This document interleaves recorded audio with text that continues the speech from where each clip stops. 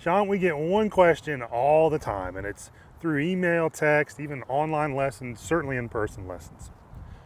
What starts the downswing? I hear it all the time.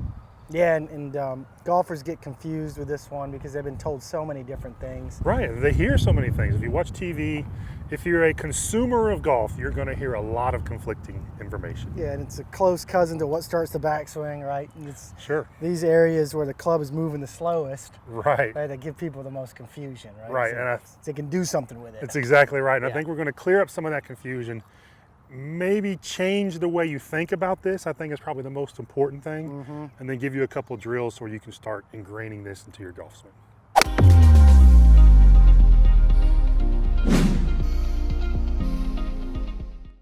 Sean, we hear it all the time. We see it all the time. Let's talk about a few ways that we see, or a few things that go first in the golf swing that probably lead to some trouble down there around impact. Well, too much of anything is probably not good. Right. So, golfer gets up to the top. The main one, they've been told to fire the hips. Yes. That's probably number one that gets people in the most trouble. Without question. And it's true for a lot of golfers, right? When you can really kind of record this stuff. You can't really tell it on video unless it's super exaggerated, which most golfers it's not.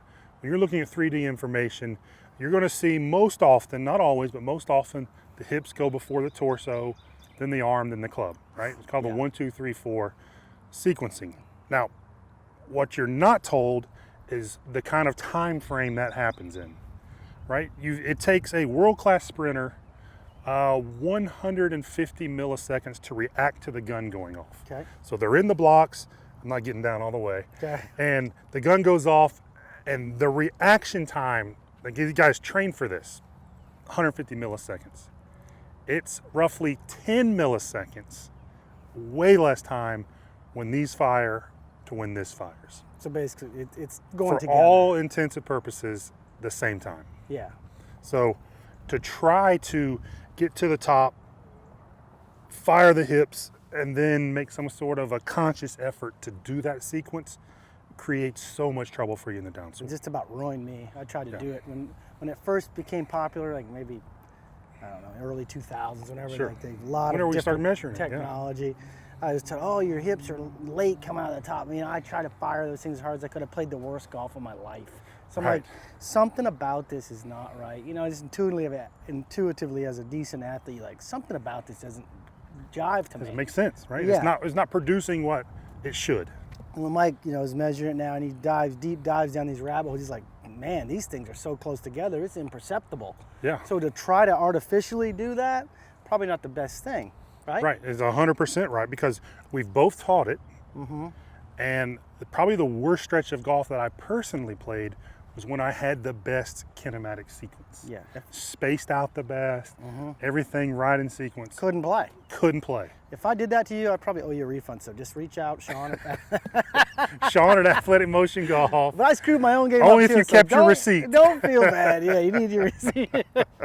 So we know that that's probably not the best thing, right? Even though it happens, trying to separate that 10 milliseconds is not going to work. But there is a better way. There is a better way. So, now that we have gears, swing catalyst, video, we start tying all these things together. Right. What really starts the downswing? Actually, we can't really see it with the naked eye, right? No, you're exactly So right. we start to see, we talked about it in some of the other videos, we're starting to see the pressure kind of recenter or get back toward the middle of the stance if you've been to the right early, which we like to see. We start to see that happening early in the backswing, right? And we'll put an overlay of a pressure trace here while we're talking. When that pressure ball, that big white pressure ball, moves to the right foot, the farthest it's going to move, and then changes direction back towards the target, that happens or it should happen so much earlier, way before all of this kinematic stuff, way before the club changes. It happens really either right here when the shaft's parallel or when the arm's parallel is when we see the best players start to transition, start their downswing. So that's the real start of the downswing. Right. That's That's the first piece. Way around, that's the piece. And I think the way when you do that properly and kind of recenter as the hips are still going back, Right. that's what allows the kinematic sequence to happen. They're trying to reverse engineer this stuff is the worst thing you could do. Yeah, to kind of go in on these graphs, right? and blow them up so big to where you can see, you know, Minutia. you're just the minutia of it. You're just not really dealing with the reality of a situation very often. So, and a lot of golfers interpret that as trying to 1, 2, 3, and then it ruins the actual athleticism of the swing. Yeah, so let's say, you know, before anybody even thought about any of this and we brought a player in and we measured him, oh, look, wow, he goes 1, 2, 3, 4 Right. in this really short time frame. Let's start teaching people to do that. Well, the reason he's able to do that is because he's recentered early, his pressure's there early. It's just a natural. It's a result. It's a result. Yes. You can't just make that happen without doing all this other stuff. Get the pressure early right in the backswing. Yes. Recenter it early, good timing. Then those things happen as a byproduct of those other good things, not the other way around. Yeah, we see that all the time. In fact, when we see those sequencing so bad, we can give a golfer a cue, and the last thing to transition is the club. We can give for a golfer a cue to do this first, and the body will respond to make this happen by firing everything else in sequence. Yeah, absolutely. So right. it's not that you have to think, certainly not consciously, the 1, 2, 3, 4 sequence. You can think 4 all day long, and 1, 2, and 3 are going to respond just like you would if you were throwing a ball, right? I don't have to think about doing that sequence correctly when I throw a ball. I just throw a ball, try to hit that camera with the ball, and my body's going to support that.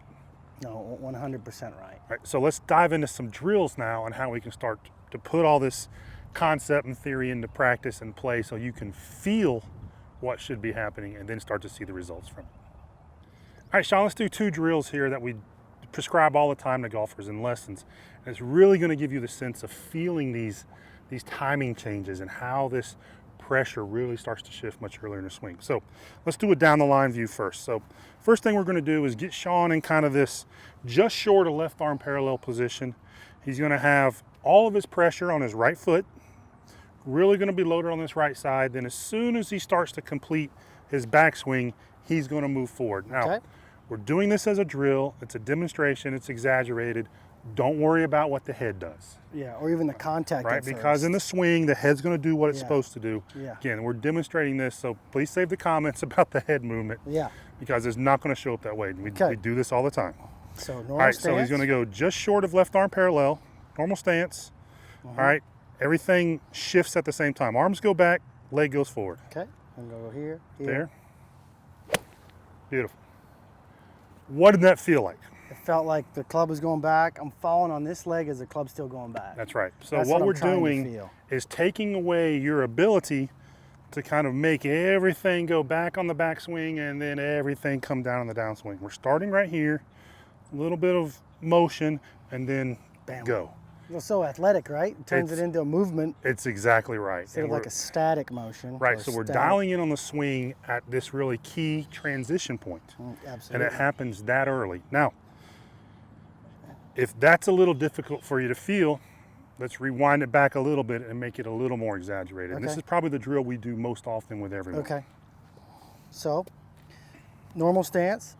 Yep, normal Pull the stance. left foot back a little bit. Yep, let's shoot more at the flag out here, Okay. more down the line, and we'll give him a face on. So left foot in line with the ball, so Yep. you have more of a narrow stance. So what we're doing here is we're going to put the ball up by his front foot with a little more narrower stance because we're going to take a little shuffle step, and it's going to be where it needs to be at impact.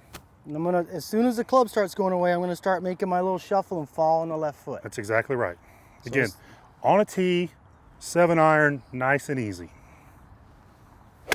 Good. There we go. You have Pretty enough good. time on the downswing to eat a sandwich. Yeah, it feels like you have all this extra Right. time if you've been trying to fit everything in late. Right. Now, the way you can kind of undo the good things in this drill, right? The way you can really kind of undo all the benefits of this drill is this: you get over here and shift your mass where you can do one of these dip your toe in the pool, right? Yeah, I That's use not that what we're every day. after. Yeah. We want to create a fall forward. So if I go here and fall forward and then swing, right? We did this a lot with the Sheffick pressure board. This is the same concept. Now let's hit one from a face-on view. Okay. So again, Again, the idea is to try to time that step as soon as you move the club or as close to it. okay. So feet, normal stance, pull the left foot in. Right in here, I'm gonna start falling on left foot and Yep. go ahead and hit it. Half speed. Beautiful. Okay. All right, so the reason we like doing this particular drill, there's a lot of step drills out there. The reason why we like doing this drill this way because we don't really care for the drill where you bring this foot to the other foot, because that's teaching you to shift a lot of mass and balance that mass and then come out of it. That's not very dynamic. We want it moving here and then go through. And if you're a guy that's used to getting here, a lot of arm runoff, this swing is going to feel very tight and compact to you. And you're really going to get a sense for how that timing's supposed to work throughout the golf swing. Thanks for watching today's video. If you enjoyed it, please click on the like. Also, let us know about if there's content that you want us to make that's specific to your swing. Right? You have the most important swing in golf, and we want to make videos to help you play better golf. So leave us comments down below about this video or about something that we haven't made yet that you want to see.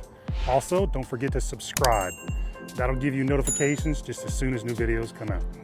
If you haven't gotten our free distance video yet, click on the first pinned comment below this video.